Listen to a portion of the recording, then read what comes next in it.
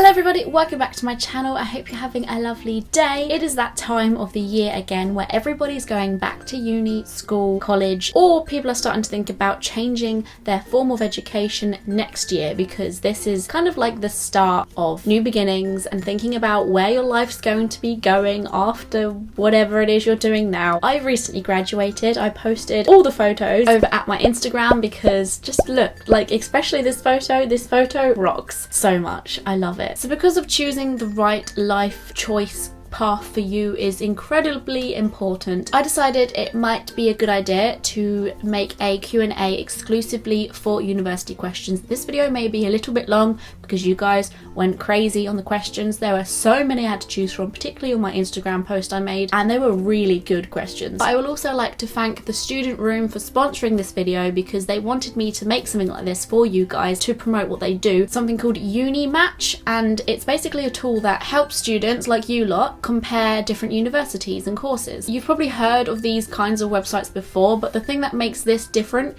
is they don't just compare like grade boundaries or league tables. They kind of do a bit of everything that you would need to know, such as the human element of what previous students who went to that university want to tell you about the university and their time at that university. So it doesn't just kind of give you like percentages and numbers that don't really make much sense. You want to kind of know the concept of it from an actual person's perspective. Like you want to hear from somebody rather than a big survey that they once took 2 years ago. Do you know what I'm saying? In short, what the Student Room are trying to do is make the whole process of choosing a university more transparent and an enjoyable process, because I remember it being very... I didn't know where to start. We were told at college it is a good time to start looking at universities. I had different places that I maybe liked the sound of. There might have been a course somewhere that was absolutely perfect for me, but I never really found it because I wasn't looking hard enough. I just didn't really know where to go. I was just typing things into Google and seeing what came up. I went to so many open days. I attended all the interviews of all my different choices. I actually got accepted at all of the choices that I chose. But basically the process was a little bit overwhelming, and this tool does seem pretty cool. I wish I knew it existed back when I was looking for unis, but I don't even know if it did exist then. I'm not sure, but the point is, you know it exists now. What I'm going to do for you is leave the link to their Uni Match tool. Honestly, try and make use of it because I wish I had something like this. Grab a cup of coffee and let's chat about adult things. So starting off with the university Q&A, I went to Twitter first and I got some really cool questions. The first one is by Jessica Gallen, and she asks, can you tell me whether I should go or not? Well, no, not quite. But I can tell you if I think living at home was the right choice for me. I decided to answer this question first as it kind of like affects a lot of the answers I can give to some of your questions. I decided to stay at home for university. Probably a lot of the reasons why will prop up somewhere in this video, but the main thing I decided that I wanted from university was to kind of just develop on my skills. I knew from the very start, from when I was very young, what it was I wanted, and one of the main things I like about university and the time in your life where you're deciding what to do after school is the fact that depending on what university you go to, it is very flexible and you can do things like your own way, and there are certain things you can change about your own experience at uni. Like nobody's experience is exactly the same and you can choose to do things the way you want them to be. I wanted to live at home. That's my own personal choice. I could have lived in a dorm with a load of other students, but it was my choice not to. Maybe I did miss out on a lot of the stuff that happened. Maybe I didn't get the true concept of uni like a lot of other people may experience uni. Whether or not it was the right choice for me, I will never really be able to tell unless I experienced uni with and without. I do sometimes feel like maybe I would have had a whole different kind of feeling, and maybe I would have gained a lot of experience and I would be the different person to what I am today, but that is only socially. Like I wouldn't have experienced anything different when it came to, you know, lessons and classes and stuff. Maybe I wouldn't have attended as many because I would be too busy like procrastinating, partying too much. Maybe that's the only way it could have affected the actual course. I think you will know whether it is for you or not depending on different reasons, but I feel like you should talk to some people first, because I was umming and erring about going away or staying at home and choosing the university closer to me. I did speak to a few people about it and a lot of people were pushing me to choose the uni that was further away, but I still wasn't sure, and because I wasn't so sure and like 100% about it like all my other friends were, I decided just to not to, because I knew that I wanted to do the course, but I wasn't really that excited about like staying in a house with a load of other students. And I knew that a lot of the YouTube stuff that I love doing and I would like to continue doing throughout these 3 whole years I was at uni was going to be a struggle if I wasn't at home. I probably wouldn't have carried on, because doing videos in like a shared house would be really difficult, and I know I shouldn't really put YouTube in front of uni, but it was my passion, it was my interest, it was my hobby, and it was kind of what kept me going. So I feel like if I didn't have that or wasn't able to do that for as much as I was because I'm at home, it would make me kind of sad. I don't even know if that answers your question, but I need to carry on because there are so many to get through. My Mikey 5 SOS asks, do you go to parties or is there no time? There's always no time. I mean, I've never heard someone at a party say that, unless it was like end of year party, say that they shouldn't be there or they've got so much work to do. So there's always like not a lot of time to party, but if you're good at balancing things out, you're gonna be absolutely fine. And that is something I found very difficult, because I'm the type of person that locks himself up in the room, gets loads of stuff done and tells himself I'm not gonna go out and I'm really gonna like discipline myself, stop socializing for ages, and then I will be going out for like a week straight, because I'm really bad at balancing. I can't, treat myself one night and then work for 2 days. It just doesn't work. I'm either go hard or go home. I don't know why. I hate the fact I'm like that. But if you know you're the type of person that is good at balancing work, like if you're at school at the moment and you know that you do take the time in lessons to get as much done, and then you do a bit at home every night and kind of balance it out by seeing your friends every other 2 days or so, then you're going to be good at that when it comes to university. But at the same time, university will teach you how to balance things, even if that means by the end of university you've only just realised how to go out and party and have a good time, and how to then make up for that by going back to your dorm and getting a load of work done. Even if it is at the end of university, that won't go to waste, because when it comes to working and like real life and going out and earning some dollar, you will still have to have that balance where you kind of learn what me time is and learn what work time is. Sophie Buckley asks, what was your uni interview like, and do you have any tips for it going well? I really wanted to include this question because I think I went on 4 to 5 uni interviews. Why so many? Well, I wasn't sure which one to go to, and I felt like going to all the interviews regardless of like how sure I was, because some of the open days weren't until after my interview, so if I didn't go to the interview they wouldn't accept me, and what's the point in going to the open days? So I went to all of them first. Some of them kind of gave me a big hint about whether I liked the uni or not. You could just tell a lot about the uni and the course and the teacher by the way they construct the interview, because just the way they kind of do it. If it was quite an informal one, it was quite chilled out, then I know that's how the approach of the course is going to be. Or if it was quite a strict one and it was a little bit like formal, I felt like maybe that's how the course is going to be. And there was one uni, I'm not going to like talk about which unis I liked and disliked, because I don't really want to give that review because I only went to one at the end, you know what I'm saying? So just as a presumption, I kind of crossed off one uni straight away after having this certain interview there, because it was a bit formal and I wasn't about that. I was about like creative. I wanted to be a creative student. I wanted to be hands-on, practical. I didn't really want like a textbook teacher to tell me some textbook stuff for a textbook course, which will give me a textbook degree. Do you know what I'm saying? Something I hate is interviews. But after a while, like as I did them, I kind of got more and more chilled about doing them. I think all interviews are going to be different. Some of the interviews included all of us that were thinking about going on the course in one room together, and the teacher would ask us all some questions about films and what we liked and what we disliked, and some techniques that were our favourites, directors we preferred, what filmmakers we loved, or photographers or whatnot. By the way, I totally didn't mention that the degree I got was creative media practice. Oh my gosh, I mean that's pretty important, right? So I applied for all creative media courses. I quickly crossed off the creative theory based media, and I didn't really want to do that. So the group interviews were really kind of strange to me, because I felt like they weren't really analysing me as a person. They were kind of looking at us all as a group and just picking out who strikes out the most, I suppose. That was kind of strange because we watched some films, like short films, and just chatted to one another. But I think the main thing you need to think about is not only about selling yourself, but you need to be a keen student who wants to know about the university, even though they are asking you questions because you're the one that they're choosing whether they want on their course, but you also are interested in them. And that's a really important thing to me, I think, because I always went there with questions as well as preparing my own answers to their questions, because I wanted to be that student that was like, so what do you think I'm going to take from this course? What do you think is the best choice for me? Like, you don't obviously fire too many questions at once, but trying to make sure that your interest in them is evident. That's super important. Remember what it is that you can bring to the table, like, you know, job interviews when it's like, what can you bring to the team? Always kind of make sure you know why you're doing what you're doing. So they're gonna ask, what is it that you believe you can achieve? So why are you coming onto this course? What is your goal? What is your aim? I had no goal, I have no aim, as long as you know that you've got skills and sort of experience or just proof of your interest in the subject. So regardless of if they told me to bring some stuff that we've created in the past, I always did. I would come with a disc or book or a website link or just something I can show them to say, this is what I can do something, like, please put me on your course. Because there will be people who just come along and think, hey, I like media, or whatever it is you choose to do. Maybe you're doing like a creative writing course.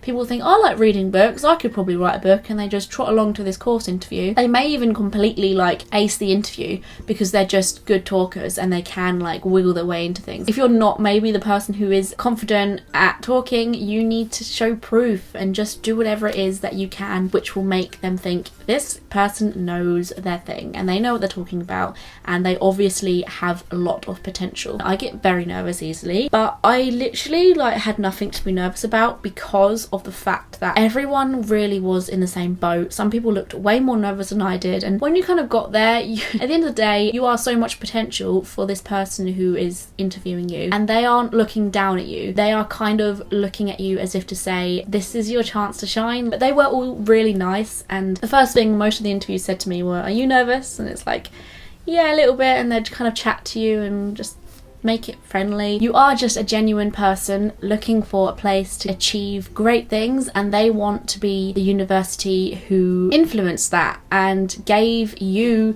the power to shine. So in the future they can be like, yeah girl, I had that student at my university. They want you as much as you want them if you show your true colours well enough. Here's a good one asked by Pipson, aka Phoebe. Hey girl. She asks, apart from your degree, what else has university given you? One of the best pieces of advice anyone gave me throughout uni was that university is what you make of it. You could attend the best university in the world and that's all you kind of do there. You kind of attend it. You could sit there attending the best university in the world but not really get the best from it, because you need to make the most of the time you've got there. University is good for a degree, obviously, but there are other things you gain from it as well as that. So for example, experience, like we were talking about earlier, living on your own, getting a sense of independence and learning how to stand on your own 2 feet, get things done. You learn a lot about yourself because you learn how to deal with workloads. You learn a lot about friendships and social circles and also work situations. So if you do a lot of work placements as part of your university degree,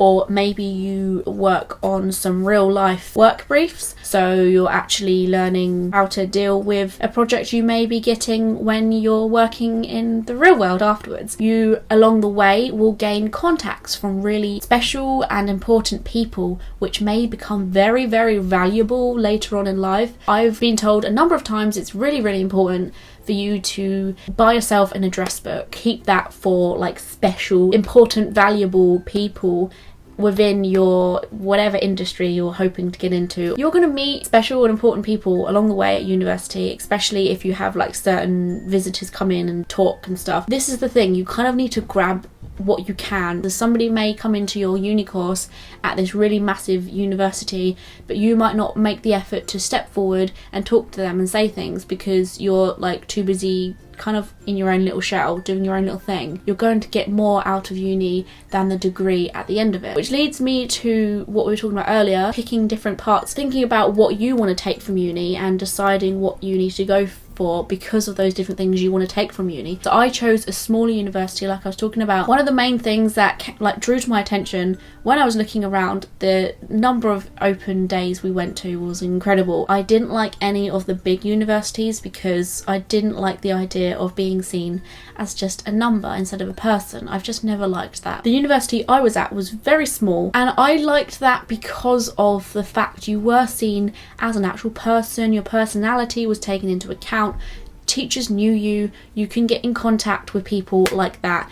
It was very one-to-one support, easier to kind of be noticed as a student. And if teachers saw an opportunity, if a celebrity photographer or director saw an opportunity and thought this is perfect for so and so at that university, they would easily contact you. And I don't think that's as easy to do in a bigger place. On Twitter again, I've got a question from Shack Attack. She asks, how do you decipher between a lack of interest for a subject or general laziness? It's one of those things that may differ between different people, but for me, I'm going to be talking about my own experiences in this video. I will know personally if I'm just feeling lazy, because I won't want the laziness to go away. So if someone sat down and screamed in my face that I needed to get this project on, what was something I really don't like? Maths. I'm sorry, but I've never liked maths. If someone sat me down and said, you need to do this mathematic degree, I don't even know what kind of degrees there are to do with maths because I've never looked and I never intend to. But if someone told me I needed to get it done and I was just like, nah, and I laid in bed all day, all week,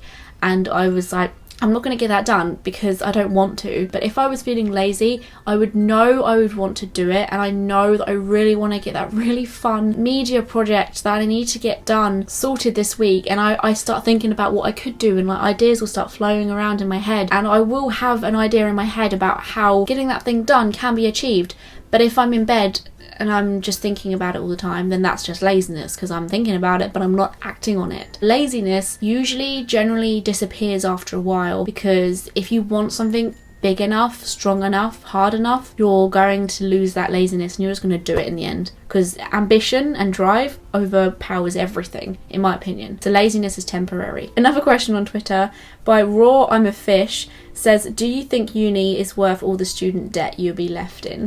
Very interesting question. I'm going to straight up say no, in my personal opinion. Obviously that hasn't stopped me from going to uni, but I just think it's so ridiculously priced. I don't think it's worth it, but because it is a thing and it's something I'm going to have to deal with now, whatever, do you know what I mean? But if I had the choice to like remove it completely, I'd just say yes. Well, not completely, but lower down the prices, because it's not worth it. I don't think it is worth it. I hope you get what I mean by that. It is also one of the reasons why I didn't go to a bigger university, because the uni I chose was a lot cheaper, because once again, my degree isn't something that you necessarily need. There are some degrees that are just essential to need to get into something that you want to get into. A media degree, it's kind of something, skills you're going to learn there are valuable, I suppose, but you can learn them yourself. You don't need a media degree to get into the media industry anymore. That being said though, some degrees have the potential to set you up for life. It gives you that push. It gives you a sense of direction. In the UK, we are very fortunate. I don't really know much about the USA or anything like that, but we are quite fortunate to, some of us are quite fortunate to be able to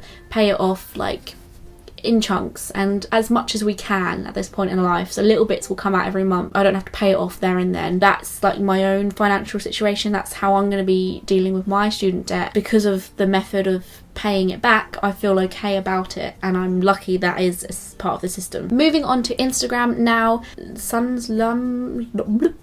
Says, how were your last few weeks? I'm in the last year and dreading the end. I wanted to include this question because I found that the people who had less of an aim and ambition were kind of less worried. I would ask people who are finishing, how do you feel? Are you scared? Are you nervous? And they'd say no. And I'm like, all right, okay, thinking, holy crap, I'm petrified. I know that I really wanted to jump into the media industry, and I wanted it so bad that I was kind of worried it wouldn't really happen.